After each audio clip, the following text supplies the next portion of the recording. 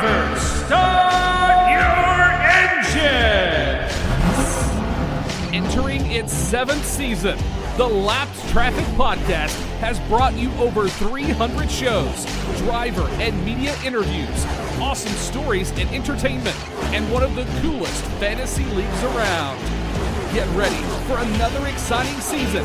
Sit back, relax, and try not to get lapped. Now, here's your host, the Professor, Brendan Crown! Oh, what is up, Lap Traffic Nation? Welcome to episode 329 of the Lap Traffic Podcast. Yes, I am your host, the Professor Brandon Crowd.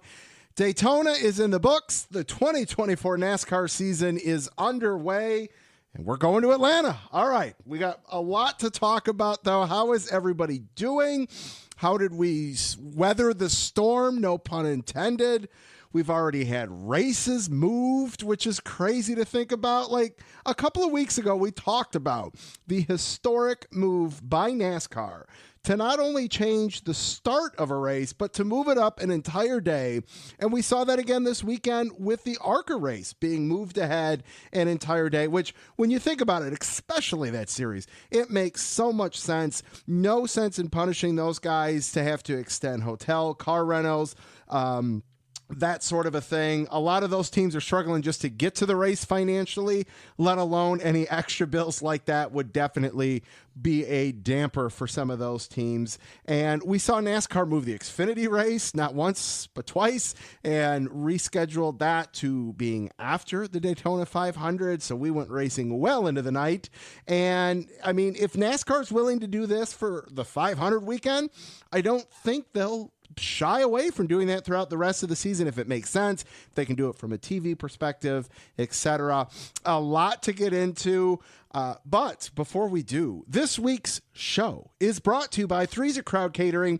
Do you want to impress the next crowd you host? Then let Brandon Crowd of Three's Crowd Catering bring his passion from hosting his own friends in his kitchen to yours, featuring barbecue, Italian, and American menu options. Summer events and graduation season is right around the corner.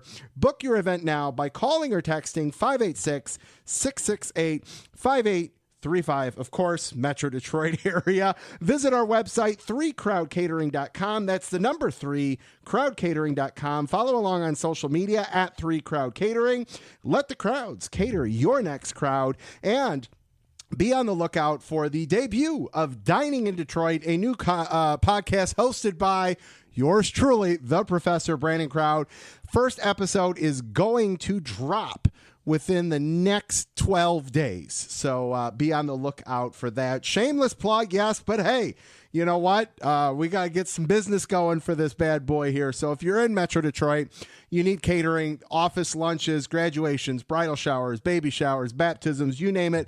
I am happy to help, and feel free, reach out. That is the business cell phone number that you can text or call anytime. Feel free to reach out. Okay, let's get back to the NASCAR talk. And can we talk about... If you smell what the Rock is cooking. I just absolutely love the fact that The Rock was part of the Daytona 500. It is no secret if you've been listening to the show for any length of time. If you've listened 2 weeks ago with Dustin Albino from jski.com, you know I love wrestling. I love to talk about wrestling. Wrestling and football, I think, are two of the bigger crossovers, if you will, with NASCAR as far as the fan base is concerned. Obviously, they're trying to revitalize the XFL or whatever the hell it is that they're trying to do there. But, I mean, The Rock just brings it. I mean, the amount of people posting pictures, media personalities, you looked at NASCAR Chasm's post, having fun with The Rock. I mean, it just really was a awesome person to have at the Daytona 500 from an outside source, and brought a lot of attention, a lot of viewers. And I think that is absolutely awesome. Last year, I had Sheamus from the WWE on because he was the Grand Marshal at the race in Nashville. Obviously, the request I don't even think it went through on the email. They're like, who the hell is this podcast trying to get The Rock on? Honestly, I didn't even send one because I knew that the long shot was in the millions there. So, but anyways, love to see it. I thought that was awesome there. As I mentioned, there is still time to get into Lap Traffic Fantasy. We got a few last minute ads going into Daytona, which was awesome. We got 80 players so far. Happy to have a few more join. If you'd like to, feel free. Shoot me an email, fantasylaptraffic@gmail.com with your name, email, Twitter handle if you have one. Would love to add you. There is definitely time to make moves. Do not feel like you missed one race, you couldn't make the playoffs. You absolutely can still make the playoffs. I've seen it done in the past. So if you'd like to play, come join us. It's a lot of fun. There's trophies and all that good stuff on the line at the end of the year. All right, what's coming up on this afternoon show? Well, I've got an awesome guest, two of them actually. The first is our Daytona winner in the Xfinity Series. Austin Hill is going to be on in just a minute. And then a little later on in the show, very excited, a in-depth interview with Michigan native driver in the ARCA Series. He's got over 400 starts in a career that's spanning almost 40 years. Brad Smith is going to join us as well. So looking forward to that. Got your recaps from the weekend as well, social media shout outs, your guys' take on some questions that I threw out there, and of course, some Lap Traffic Fantasy to close it out. So without further ado, let's get our Xfinity Daytona winner, our three-time Daytona winner, Austin Hill, on the line. All right, Lap Traffic Nation, joining me on the line, making his sixth appearance on the show. He has 7 wins in the last 3 seasons so far in the Xfinity Series and isn't done yet this year. He is the winner of this past weekend's United Rentals 300 at Daytona, winning his 3rd season opener in a row. Welcome back, the driver of the number 21 Chevy with RCR, Austin Hill. What's up, brother? How are you? Oh, I'm doing great. Thanks for having me on. It's really cool to hear you say that we won at Daytona again. It's something special. It's something that I don't think many people realize how hard it is to do, but everyone at RCR and ECR Engines prepare a really fast Bennett Chevrolet for the racetrack. So it's cool to get that done. It's cool to see it from, the fan podcaster perspective, to see that, like it's hard to put on a clinic at any race, let alone a place like Daytona or Talladega. But you seem to be able to do that pretty darn well, man. Yeah. There's so many variables that kind of can happen at these super speedways. There's a lot of stuff that's out of your control. If a guy messes up and ends up, a big wreck or something, and you end up being in it, it might be something that ends your day and it was none of your doing. So, there's a lot of things that have to happen that have to go your way. Obviously having a really fast Bennett Chevrolet helps that, but, you got to position yourself in the right place at the right time. Miss the big wrecks when they happen. And fortunately enough, we've been able to do that the last 3 seasons with fairly minimal damage. We had some damage, then we got caught up in a wreck the other night, but we still were able to patch it up and had a really fast Chevrolet when it mattered. Absolutely. Austin, you're entering your 3rd year at RCR, 3rd year with your crew chief. There were a lot of changes throughout the Xfinity garage this year, driver changes, crew chief changes. But you're with the same team, same crew. How did that help maybe give you guys a competitive advantage in your off-season prep, since everybody? Yeah, it does help knowing, the group of guys that you're working with and learning the tendencies of how I drive a race car and the feedback that I give to the team on what, when I'm saying I'm loose or I'm saying I'm tight, or if I give them like a number scaling of how loose or tight I am, on, everyone understanding what I'm saying. So I think that does go a long way. I think it helps, especially at the start of the season, but throughout the year, everyone else that is with a new team, or maybe it's their first year, they'll get it figured out, obviously, as the year progresses. So we just got to stay on top of it. It's great having the same group of guys and not having a lot of turnover or anything like that, just because everyone knows everybody. You have the confidence in each other, and you feel like, you can make the right decisions at the right time to win races when it matters. Absolutely. walk us through your weekend, right? Weather obviously played a role for all the races this weekend. Your race got moved the most. How did that play, and how do you cope with that when you're in the garage wanting to go practice, qualify, racing, and you guys didn't get done till late in the morning, early in the morning, I guess, Monday night. Yeah, it was a lot of sitting around. I went back and watched a lot of film work, and it's just one of those things that you're kind of constantly thinking about it. So I tried to find ways of staying busy. That way I didn't just think about, when we get racing and when we go green, what I was going to do inside our race car. So, having my family down here and my 3 kids and all, we found some stuff to do around the Daytona Beach area to kind of buy some time. Monday when we thought that we were going to race that morning, then it got pushed back. I was able to watch the Daytona 500. Obviously, those cars drive so much different in the draft than the Xfinity cars do, but I did take away some stuff from it, and I learned some stuff watching those guys race. So, there was a lot of sitting around, but once it was time to get strapped in and get going on Monday night, we were prepared. We were ready to get going and ready to get the job done. That's awesome, man. Glad, that's one of the things, especially with the shorter weekends, a lot of the drivers, the crew and all that have said, that they don't get to go out and see, as much as the area anymore, like they used to be able to do. So, hey, at least you got to go out with the family a little bit. That's pretty cool.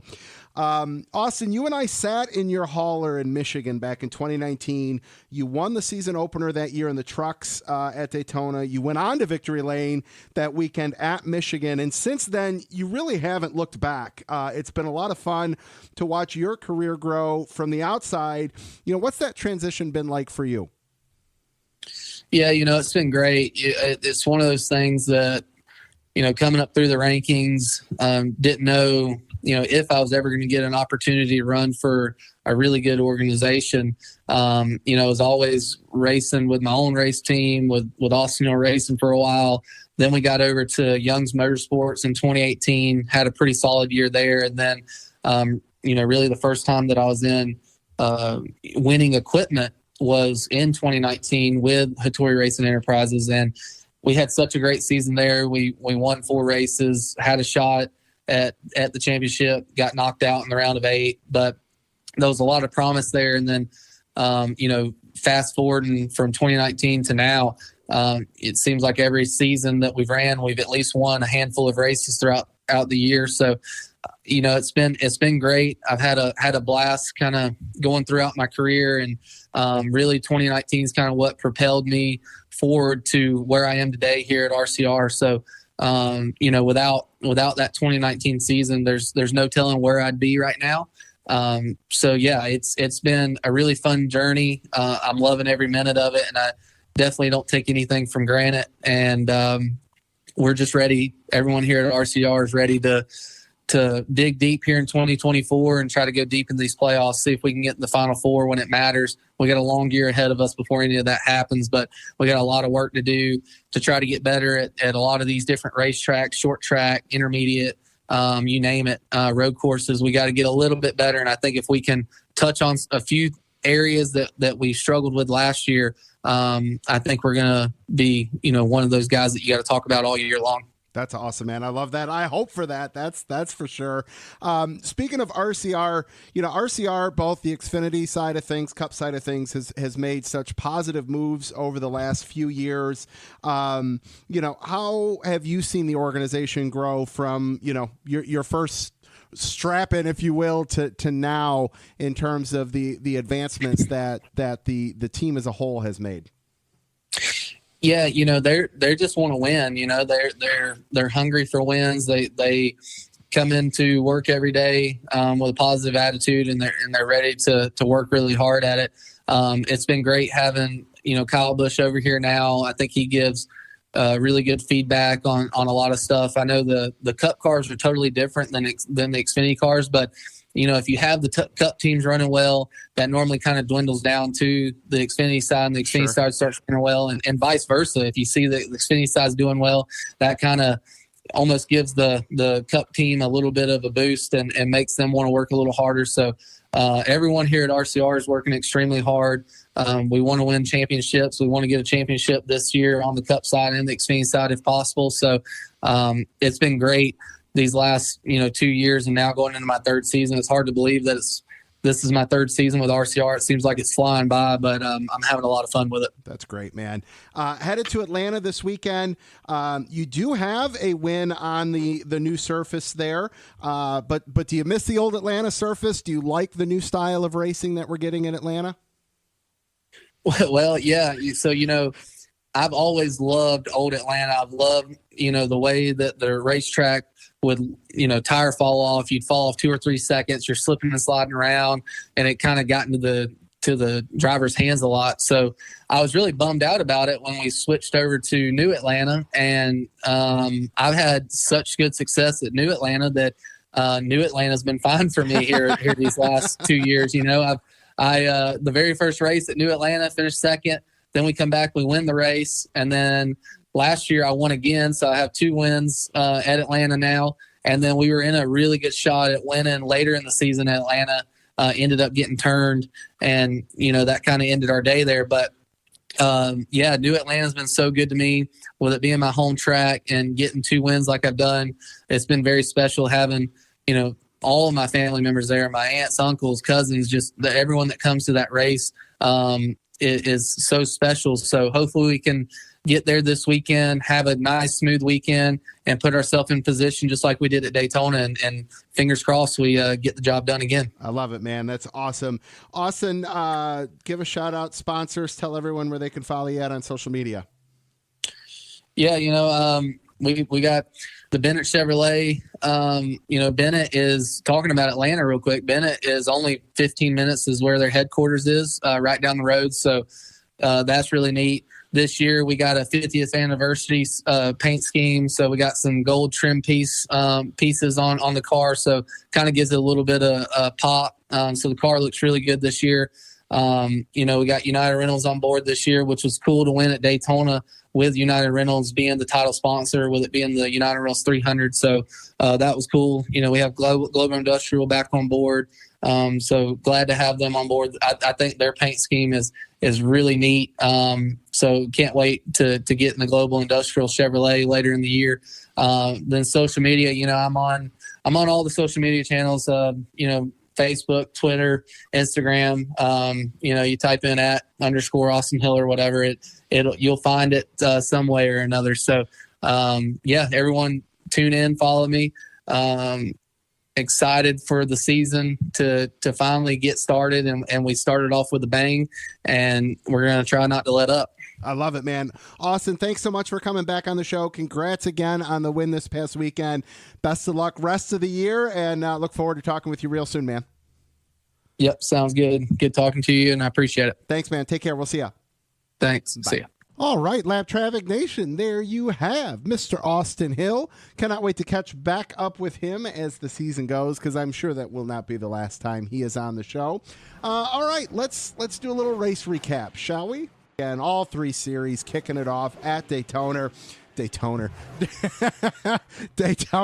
Oh, man, that's how it's going to go. Okay, we'll start Friday night with the trucks. And what a cluster bleep of a race this thing was. You all know I love trucks. I know a lot of you guys love the truck series as well. And, a few years ago, man, the truck series was just awesome. And I do have high hopes for the truck series this year due to a lot of new and young drivers in the series. Now, that could also come back to bite us sometimes too, right? Because, we might have some more wrecks with some of these guys not being as patient, going for broke because they are younger.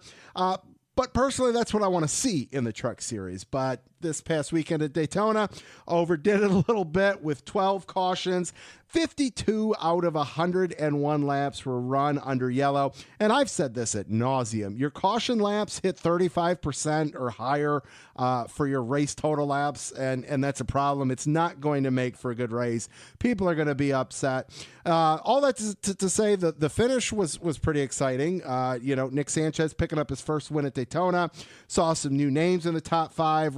Brett Holmes, Parsons was up there, which was awesome. So, we're just going to put this one, it's in the rear view, and we're looking out the front windshield headed to Atlanta, and hopefully we get a much better truck race at Atlanta. Obviously with the repave and all of that, Atlanta has raced like Daytona and Talladega, not quite to the extreme. So we'll see what I believe it's year 3 on the repave will bring for the truck series this week at Atlanta. The Xfinity side of things, it's hard to put on a clinic at Daytona with pack racing, with drafting. You don't see too many people start out front, stay out front, and win the race. But man, that is exactly what Austin Hill did for the 3rd straight year, winning the season opener in the Xfinity Series. Started second, finished second stage 1, won stage 2, won the damn race. I mean, that's just dominance. This guy is a threat anytime you go to Daytona or Talladega. A lot of you banked on that and scored some big points in Lap Traffic Fantasy this week. But man, you just don't see that as often anymore at your Daytona and Talladegas. But that was fun to see. Bummer, Frankie Muniz wasn't able to be out there long. He only ran 37 laps. Early wreck for Deegan in her Xfinity debut. But how about SVG with his 12th place finish, and Dinger, who pulled double duty on Monday night for 2 top 10s for him. That was really cool to see that. And then the 500. I mean, it was your typical Daytona 500 race, in my opinion. A great race to kick off the season. It was a Daytona race. 5 cautions, not too bad, considering 2 of those were stage breaks. So 3 for on-track related incidents. Not bad from a super speedway race. But when you look at the fact 1 caution involved 23 cars, not to mention that caution that ended up bringing out the checkered flag and the yellow right after the white flag was thrown. You look at it from that perspective, maybe a little different story. Was surprised to see McDowell not have his typical solid Daytona run. Brad Kay got involved in one that was a heavy pick and favorite in Lap Traffic Fantasy as well. And it looked like Corey LaJoie was maybe going to pull an upset, which would have given us our 4th upset in a row, technically, if you will. We had McDowell in 21, Cindric 22, Stenhouse 23. I think a lot of fans would have loved to have seen Corey LaJoie get that win, though. It also looked like Ross Chastain was maybe going to pull it off and was so close, which I'm curious how that would have gone over with the fans. That's something else we've talked about at length is Ross going from Cinderella story in the trucks to villain in the Cup. Would have loved to have seen what that reaction would have been. But when it was all said and done, I know there are a ton of happy fans out there to see the 24 car back in victory lane at the Daytona 500. Big win, obviously, for HMS's kickoff to their 40th year in the sport and 9th 500 victory. All right, let's do a little Lap Traffic social media. Everybody, make sure you check out the website, thelaptrafficpodcast.com, Facebook, The Lap Traffic Podcast, TikTok, Twitch, Instagram, Twitter, all at Lap Traffic PC. Don't forget about the 2 giveaways going on. We've got the number 8 Mark Martin autographed frame plaque once we hit 8,000 followers on Twitter, and then also doing the Lap Traffic prize pack giveaway, including a Kevin Harvick 124 diecast from 2023. All you have to do is retweet, follow at Lap Traffic PC, at 3 Crowd Catering, and at DETPOD. So be on the lookout for those posts as well, and we'll do that giveaway as soon as those 2 accounts hit 500 followers. So if you've made it this far into the show, leave a review, tell your friends, all that good stuff. Make sure you leave reviews. I haven't gotten one in a minute since the season 8 has kicked off, so feel free to leave a review wherever you listen to your favorite podcast. And don't forget, we got stickers, koozies. Feel free to send a request. I'll send them out to you for free. And let's see. Let's get to some of your guys' takes on this past weekend. I put out a bunch of questions. And let's see. I put out, do you like Monday Night Racing? What did you think of NASCAR moving the ARCA race? What did you think of the 500? Did you like the new broadcast? And why or why not do you listen to the podcast? All right, let's get to what you guys had to say. Colin at the Hondad For the first question, if it had actually started in prime time, then yes. And as far as NASCAR moving ARCA, he thought that was good for the teams. And as far as what he thought of the 500 itself, the guy that junked the field 3 times this weekend doesn't deserve to win. And about the broadcast team, Harvick is amazing for the booth. Fox was tolerable tonight. I still think NBC is better. And he never misses an episode. Well, I appreciate that so much, Colin. I really do. AJ at PUTUIDIOTAJ. Sorry, was not even going to attempt to try to pronounce that. Said it was a fun race. Big one happened late, took some wind out of the sails. Definitely enjoy betting, picking based on manufacturer. Scott at 1985 Wagner, not a fan of Monday races. Yes, probably higher than normal audience. It was a pretty good race. Not surprising mix of manufacturers pacing the field. Does Clint seem less goofy, or is it just me? Don't miss many podcasts, mainly if work has me traveling. Appreciate you, brother. Roger at ROJODI. As far as the Monday night racing, any night is a great night for racing. With regards to NASCAR moving the ARCA race, like the Clash, yes, it was a great move. With regards to the race, typical shit, tore up pack racing. Clint less goofy, still hate cartoons, and he sometimes forgets to listen to the podcast. Well, subscribe, man, and it'll just kind of tell you that there's a new one there. Mark at S66, great one. I found the race boring and the finish sucks. Broadcast was flat. I'm not a big fan of podcasts.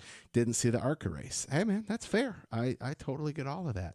And Emily at EN Herald. I like cup races during the week a lot. My preference is to watch weeknight races like we did during the pandemic, but I get why NASCAR keeps them on the weekend. Absolutely. As far as I'm concerned, I love Monday night racing. I get it's not conducive from the fans at the track, with regards to travel and all that. It's not like, it's in a location most times to where you can, drive in, drive out, and still make it to work the next day. But from a sitting on the couch, man, hell yeah, I'll take Thursday night football. I'll take Monday night racing, all of those good things. And as I mentioned at the start of the show with regards to NASCAR moving the ARCA race, I thought it was great for the teams. No sense in, hurting their pocketbooks if they could avoid it. I agree with most of you guys in terms of it was, your typical Daytona 500 race, and I am the podcast, so I kind of listen as I go along there. So there you have that. Thanks for the responses. We'll keep that going throughout the year, getting your feedback, get you comments on the show, and all of that good stuff. All right, we are not done with the guests on the show this evening, afternoon, depending upon when you're listening to this. So let's talk to, as I mentioned at the start of the show, he's got over 400 starts in the ARCA series. He lives like 10 minutes away from me, which is really cool. So hopefully we can do something in person next time. Let's talk to ARCA driver Brad Smith. All right, Lap Traffic Nation, joining me on the line for his first official appearance on the show. He has over 400 starts in the ARCA series, and not only is he from the great state of Michigan, but basically my neighbor from Shelby Township, Michigan, the driver, the number 48. Welcome back, Brad Smith. What's up, man? How are you? I'm doing good. Just got back from Daytona. It's always a relief to get back from a restrictor plate track with the car sort of in one piece. So, we'll get ready for the next one. Awesome, man. I love it. So I said first, official appearance, because this is the first time, we're having a quote unquote formal interview, but we did meet up a couple years ago at MIS with the legendary Charles Kral. We did a little ARCA grid walk one time on a Friday, and we did catch up. Well, now we're really going to catch up and get to chat, let the listeners really get the insight on Brad Smith and your very, very long ARCA career, which is awesome because we just don't see that. So I'm excited to get to chat with you here. We'll talk about Daytona, your career, all of that good stuff. But first, we have to cover two quick things. Number one, since you are from Michigan, is it maize and blue or green and white? We got to get that out of the way first. I'll be honest with you. Whoever plays the best game. Fair enough. I can get behind that. There were some times, back in the day, dude, Michigan State's good, and I'd like to watch some good quality football. So you know what? I'll watch a little Michigan State, even though it kills me. But yeah, I can get with a good game. There's nothing wrong with that. Nothing at all. Yeah, I'm the same way. I played defensive back in school, and honestly, I kind of watch the DBs, and whichever team's defensive backs play the best, that's kind of who I start rooting for. Fair. You know what? That makes even more sense. You know, if once you've, you know, specialized in something, I can totally see you like not even paying attention to what color the jersey is or anything like that, and just dissecting. It's got like, is it hard for you to watch, you know, a race, you know, knowing what you know and been in it as long as you have? Like, we're recording this as there's like 40 to go in the Daytona 500. Like, you know, how can you enjoy even watching a race, or do you just get all stressed out? I'll be honest with you. We're so busy with our own team that I very rarely get to watch a NASCAR race. Like today, you know, we had to hurry up, get the car unloaded, find out what's wrong with the engine, and, you know, just start getting a game plan going for getting to Phoenix and back and being competitive. So very little chance to watch racing. But when I get a chance, I enjoy it. It's a little bit rough to watch it from the grandstands once you've been down in the pits and, you know, you've had your own car and you've driven the tracks and stuff. Fair enough. Yeah, no, I totally get that. That's, you know, somewhat humorous, somewhat not. That's part of the reason why I've still kept doing this podcast, because it's like, that media access is really nice. I totally get that. Like you said, you just got back from Daytona. The you know, ARCA season is underway now. Before we get into the actual race itself, what did you think about the decision to move the race? Not just time, but you know, the day itself. You know, it got bumped a day. You know, what was that like for you, your team? What'd you think about that? I didn't even think it was within the realm of possibility, because any other time they've talked about moving a race forward because of weather, it's never happened to the best of my knowledge. But it made so much sense. I mean, we were going to be stuck there till probably Tuesday until we could race, and we wouldn't even get home till Thursday. You know, we'd spend Wednesday driving home. I wouldn't even be about to work till Thursday. Sure. And, you know, when you've got limited vacation time and you're trying to stretch it and make it into a 24 race season, you don't want to be wasting days watching it rain. Absolutely. Well, you know, and that was the thing that for me, like, you know, we saw them do this unprecedented move at the Cup level, you know, a couple weeks ago at the Clash. You know, they bumped it up a day, and it was like, oh my God, NASCAR is willing to do something like that, and it worked out. It made sense. And I think it made sense for the ARCA series, you know, especially knowing, you know, even the higher, you know, budgeted ARCA teams are still not anywhere near, you know, they're not a Hendrick Motorsports to where they can absorb extra hotel stays, extra car rental stays, extra food, you know, all of the costs that goes into extending an already expensive, you know, trip. Right. So it that alone had to, you know, like, oh, thank God we don't have to foot any extra bills or anything like that. Right. Absolutely. I mean, that was such a great decision. I was grinning from ear to ear for a couple hours before the race, just thinking of how much it really saved us. Yeah, no, absolutely. Absolutely. You mentioned, you know, vacation time. You know, this is a hobby for me. I totally get where you're coming from on that. What's the, you know, what helps fund the car getting to the track? I guess what's the day job? Oh, I'm sorry. The day job, I'm a engineer at Nissan at their tech center in Farmington Hills. Okay. I'm in a group called Competitive Engineering, where we compare our cars to the competition, and of course we look to see what they might be doing better or less expensive than us, and put in suggestions. And then we also get into a little bit of, you know, comparing the, you know, the handling, the ride and drive, you know, the engineering aspect of the cars. No better guy to have on the job for that than someone that does what you do for fun on the weekend, man. That's awesome. I got to imagine they got to be pretty supportive. You know, if you'd have said, I used to be in the mortgage industry, you'd said that they may not be so, all right, yeah, we can work with you. But since it's automotive, they got to understand the whole, racing side of things, even though they're not, in the sports, so to speak.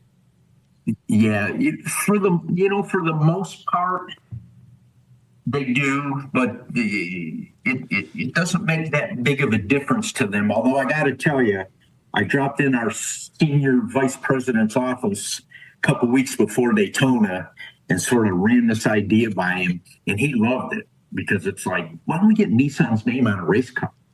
Just because we're not driving a Nissan, you can promote your engineering group. Absolutely. NissanJobs.com, all that kind of stuff. And, we didn't really have time to put it together. Sure. But I think the door was kind of open for possibly doing something with them at Talladega. So, that's awesome. Yeah. That's really cool. Really cool. I thought so. Anytime I tried it at another OEM, they threatened to fire you, call saying it's a conflict of interest and all that stuff. So... No, that's really cool. I love that. Well, let's talk about Daytona for a minute here. Talk about the race. Finished a couple laps down. What happened, and how was the weekend overall for you guys? Well, I tell you what, we had a lot of luck on our side until 2 laps before the end of the race. So, we're running a legacy motor. Almost everyone else has the Ilmor. So that puts us at a pretty distinct disadvantage. Sure. And which doesn't necessarily hurt you at a restrictor plate race, because with everybody in the Ilmor running in the big pack, you saw what happened whenever there's a crash. You'll take out 5 or 6 cars pretty easy. And, we were back a little bit and we could avoid the wrecks. We had some luck where just before we're about to get lapped, the caution flag comes out. So, we get to go all the way around and catch up to the field. And honestly, a lot of stuff was going our way, despite the fact that we were slow. So, for us, it's a matter of, look, we're not going to outrun anybody, so let's just outlast them. And that was our strategy, and it worked real well. But then about 7 or 8 laps before the end of the finish, somebody's windshield tear off. Oh. And, I didn't want to swerve around it, so I basically ran it over, so to speak, but the thing kicked up and it clogged our grill, and we started overheating. So when that last caution came out, I came in, the guys took the thing off. The water temperature started going down, which is good or bad because it could just mean you're totally out of water. But the oil temperature started going down. So I thought, well, if the engine's cooking itself, the oil temperature wouldn't go down that fast. So we thought we could run the last couple laps and, just take our finish and go home. But we went out, we ran one more lap, and then the car just started smoking out the exhaust system. So, it was over. And, I spent today, taking the car out of the trailer. We were hoping we could pull the spark plugs, turn the engine over, see if there was any water in the cylinder. Like maybe we just lost a head gasket, but the engine was still locked after pulling all the plugs. So we know there's more internal damage than we really want. So Sure. This motor's got to come out and get redone. Okay. Oh, that's a bummer, man. I'm sorry. Oh. So what, how often, is the shop in Shelby? Honestly, we lost our shop about a year ago. Okay. The guy, my brother's next door neighbor, was letting us use his pole barn, and he passed away rather suddenly. So, the family wanted to sell the house, and Sure. obviously to sell the house, we had to move out of the pole barn. So I got hooked up with another old ARCA racer, a guy named Rick Tackman and his son. And they're in Wisconsin, and they got a nice little heated garage with, enough room to get a couple race cars in there. So I've basically been spending weekends, leaving Friday right from work, going to Wisconsin, taking in parts, working on the car a little bit, and then coming home late Sunday night. And that's basically how we got to Daytona. Okay. So, but those guys did a great job on the car. And like I said, Rick used to run ARCA, so he's familiar with it. Okay. And yeah, they did a great job on the car. I wish we could have had it. If we'd have lasted 2 more laps, we'd have probably finished 9th, right behind Alex Club, because that's where we had been running. And it would have been a nice way to start the season, but Absolutely. Who's working on the crew? Are they local guys, or are they guys from these guys in Wisconsin? it's a combination. The guys from Wisconsin, they're kind of in the same boat I am. They just have a couple vacation days a year. So I told them, hey, skip Daytona. I usually have plenty of help there. I got a couple of guys from New Jersey that come and help me. I have Kerry Strange, who was James Hilton's crew chief for a long time. He comes from South Carolina, gives us a hand. One of the guys from Wisconsin went, one of the guys that goes and helped Rick and his son in the garage. But like I said, usually Daytona, I don't have a problem getting crew members. Right. It's everyone else. Right. So like Phoenix, yeah, that's a haul, man. Are you driving the car out there yourself? And I mean, that's got to be a little extra extended vacation there, just because, just location itself. Yeah. Well, I'm extremely lucky in that I have a guy that I used to work with at Ford who retired to Phoenix. So what I typically do is drive the race car down the week before, and leave the trailer parked at his house, and fly home. And then for race weekend, I fly out there, do the race, and then drive home. So it saves me a couple vacation days anyway. Yeah, well, and so and this is kind of what is awesome about, ARCA and the ability to let it work with, teams that are like yourself, and that, the couple weeks benefit you, right? Like if you had to turn around and go to Phoenix this weekend, that definitely would be a lot more of a struggle than, like you said, you can go out the week before, drive it out there, fly home, fly back out, and it helps save time. You gotta, what is it? It's almost 6 weeks off between Phoenix and the third race. So that sounds like those extra breaks within the ARCA schedule, help teams like yourself, which is awesome. Yeah. I mean, it definitely helps. A lot of people have asked me, well, why don't you move up the truck? And, the problem with truck is I would probably need 6 weeks of your vacation instead of the 3 that I get. And I'm able to stretch that out and run ARCA because, the trucks go a lot further away than we typically do.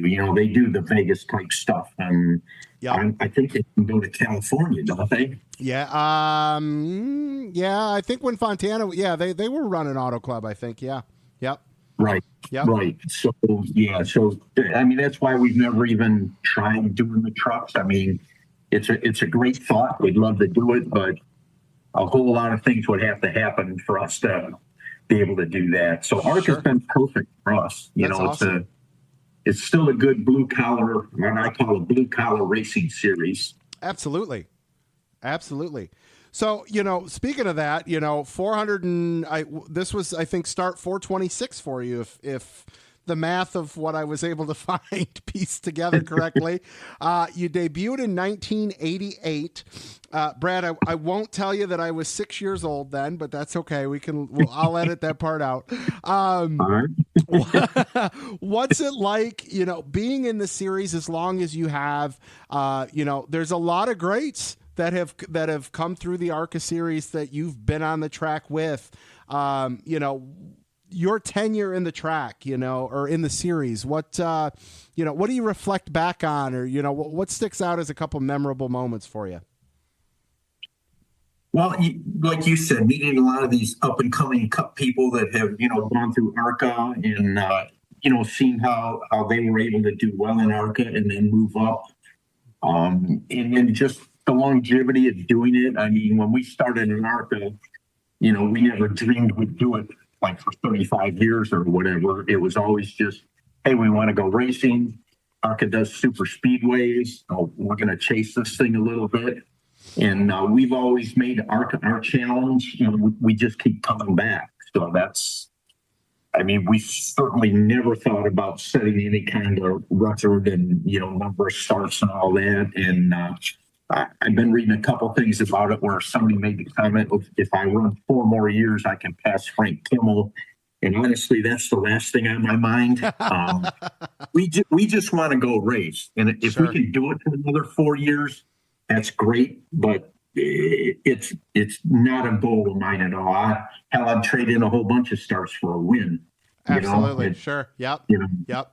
That's the challenge for us, not just showing up and racing, but we want to win. What did you race, prior to ARCA? Did you do kart?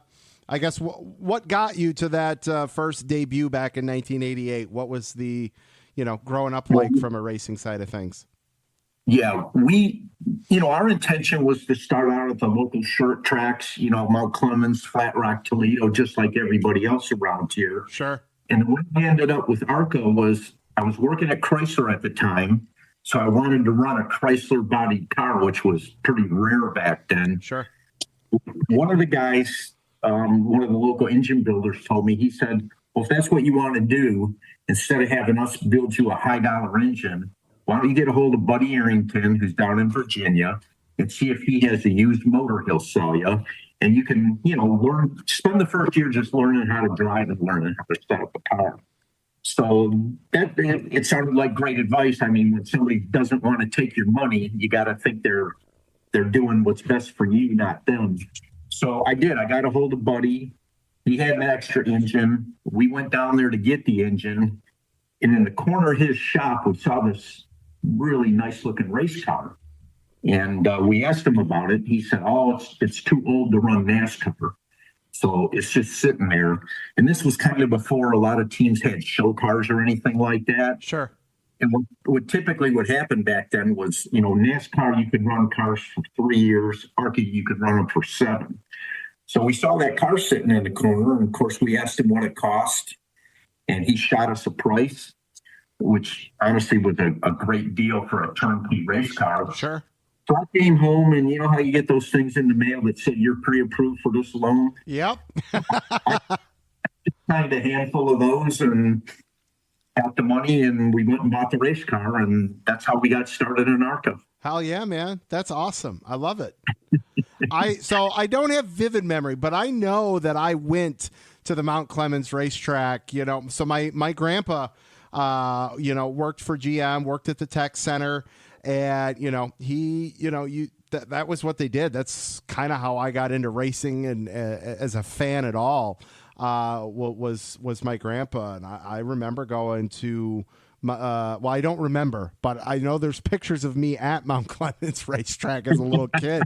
So, I love that. That's a really cool story. You don't hear about too many, Michigan racers. I've got a 2-year-old that I want nothing more than for him to get into racing, and it's like, well, hell, where do I could, maybe get him into something up near like I get him at Birch Run or something like that. And, but yeah, that's cool, man. That's awesome. That's Right. badass.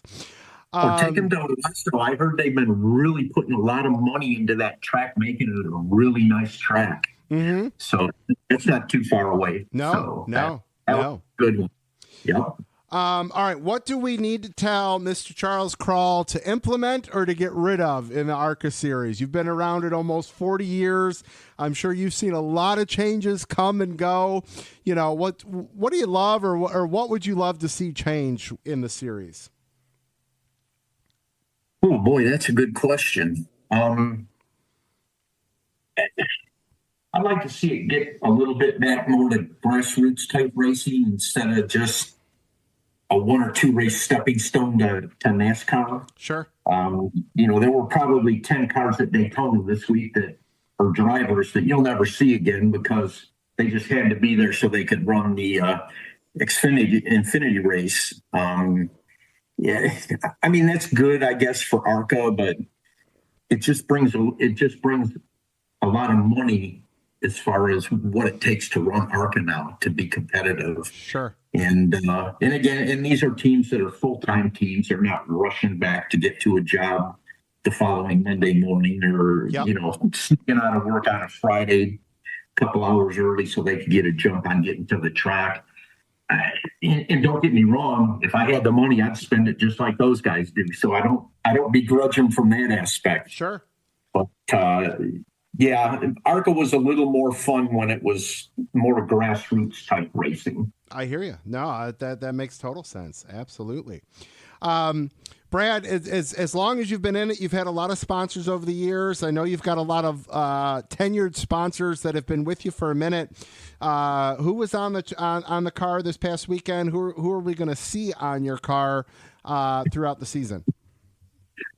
Well, that's a really good question. We don't really have any money-paying sponsors, so to speak. That's all been coming out of my pocket. The guys all from the Wisconsin. more incredible that you've been doing this as long as you have, man. That's awesome. Yeah. Well, it just means I'm broke. Only broke. But the guys from Wisconsin put a few stickers on from a company that did the decals for them. They put their own sticker on because, they do work on other people's race cars on the side. But we've never had really that big dollar sponsor. So now that the Wisconsin guys are kind of working on the car, I've taken that on as my challenge this year is I'm going to be the guy looking for the sponsorship. Okay. If you're going to survive in racing, you got to have sponsors. Yep. So if we're going to run another 4 or 5 years potentially, I'd love to get some sponsorship, especially some local Michigan sponsorship. Sure. And and run a little better. But it's going to take someone else's dime to help get us there. So that's my big challenge for the year: learn how to get sponsors. For sure. I love it. Awesome, man. Well, listen, Brad, hang on the line a minute here, but tell everybody social media handles, all that good stuff. I'm not a great social media guy, but the guy who did set this stuff up said the word driver Brad Smith is in everything, like hashtag driver Brad Smith. Yes. I'll take care of you. I'll do the tagging for you on this one. Don't you worry. Yeah, there you go. And I think for Facebook, it's just driver Brad Smith or driver Brad Smith 48. I think we even have a Twitter deal. Yes. But it just driver Brad Smith and a 48 and you'll find us somehow. Or we do have a website, bradsmithmotorsports.com. Awesome. Excellent. So you can always get pictures off that website. And like I said, everyone, we'll make sure to get this tag to Brad's accounts and all of that good stuff. Man, listen, this was a lot of fun. Thank you for coming on. And like I said, hang on the line for just a minute. But Lap Traffic Nation, there you have a longtime veteran driver of the ARCA series, Mr. Brad Smith. Sir, thanks so much. We'll talk to you soon. Thank you. Well, Lab Traffic Nation, there you have Brad Smith. What a great chat. I really, really enjoyed that conversation there. Looking forward to keeping up with him and all of that good stuff. All right. It is time to close this thing out with a little Lap Traffic Fantasy. Just a reminder, get your picks in by 5 o'clock Eastern Standard Time on Thursday. Keep the Twitter interaction up using hashtag LTFantasy. We are kicking things off. It's another year of Lap Traffic Fantasy. We've been here 8 years. We've been doing fantasy for 8 years. And, man, I know there are a few people out there like Mick Rose who's been playing since year 1. And what a transition this league has turned out to be from the original format to where we're at now, which is really cool to see. Don't forget, if you didn't get picks in or if you didn't do good this week, just hang in there because people do stop playing and you will just slowly move up into the standings as the year progresses. So, keep sending those picks in, all of that good stuff. Starting the year off with 80 players, like I mentioned at the start of the show. Still time to register if you would like. Let's see. Here's some recaps for everybody. 11 people took Ben Rhodes in the Truck Series, which only got 13 points. 9 people took Grant Enfinger for 23 points. Mike Nebbia, Ray Carballo picked Sanchez for the win.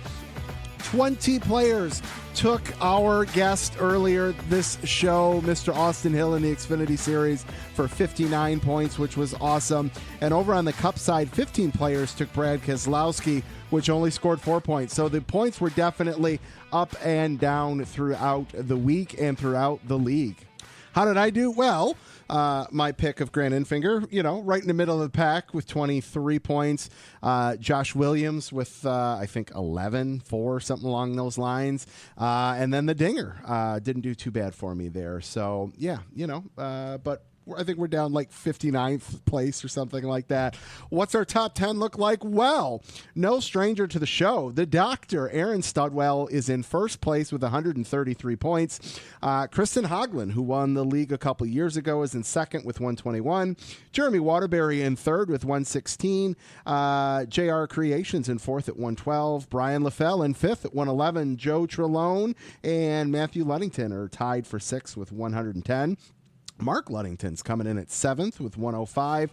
Matt Camper in 8th with 104. Kevin Hahn in 9th with 103. And last year's defending champ Andrew Yu wraps out our top 10 with 102 points. So there you have that. I am going to get right into the picks for this weekend. Well, we are headed back to Atlanta, which we saw in the spring of 22 in its new style of racing. It's favored our Daytona 500 winner as he has 2 wins at the Atlanta repaved track, and our Xfinity winner also done very well. HMS in total has 3 out of 4 wins on the new Atlanta track surface of the 4 races that we've had on it. Chevy has 19 top 10s on the new track repaved. Joey Logano is the one lone Ford win on the new surface. So I expect to see a lot of Chevy picks this weekend throughout all 3 series. But as far as my picks are concerned, I am going maybe a little bit out of the box just to see how things start shaping up once we get to some mile and a halves and all of that good stuff. In the truck series, I am going to go with the 11 of Corey Heim. In the Xfinity series, I am going to roll with my man Parker Kligerman in the 48. And on the Cup side of things, he's got a win at Atlanta, but it's not on the new surface. But I think he's going to do pretty well. Rebound from this past weekend, I'm going to go with the 6 of Brad Keselowski. But I will be okay if the 9 wins and we get to hear the Dawsonville siren. All right, Lap Traffic Nation, that is going to do it for episode 329 of the Lap Traffic Podcast. Make sure you check out the website, thelaptrafficpodcast.com. TikTok, Twitch, Instagram, Twitter, all at Lap Traffic PC. Don't forget about the giveaways. Make sure you're following at 3 Crowd Catering and at Dining, DET Pod. And be on the lookout for my new podcast coming out over the next week or so, Dining in Detroit. Huge thanks to Austin Hill and Brad Smith for coming on to the show this week. Don't get caught chasing the lucky dog. Make sure you tune in each and every week to the Lap Traffic Podcast. See ya.